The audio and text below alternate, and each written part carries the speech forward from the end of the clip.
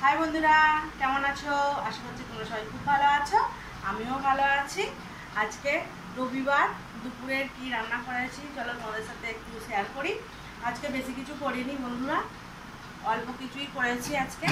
আজকে এখানে আছে এক হাঁড়ি ভাত, ধোঁয়া ওটা ভাত একদম গরম গরম।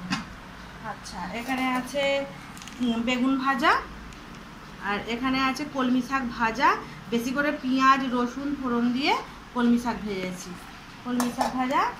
আর এখানে আছে মাংস, লাল লাল ঝাল ঝাল ঝাল হয়নি বন্ধুরা বেশি, আর ঝাল কেউ খেতে চায় না। এই যে লাল লাল একদম মাংসর ঝোল। আর এখানে আছে লেবু, লেবু দিয়ে মাংস খেতে তো খুব ভালোই লাগে, লেবু। আর এখানে আছে শেষ পাতে আম, আম তো এখন থাকবেই, আমের সিজনে আম আছে। ব্যাস, এই তো হলো আজকের দুপুরের রান্না, বেশি কিছু করিনি। ওকে, টাটা, বাই বন্ধুরা।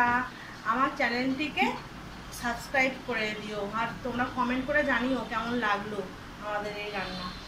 ওকে, টাটা।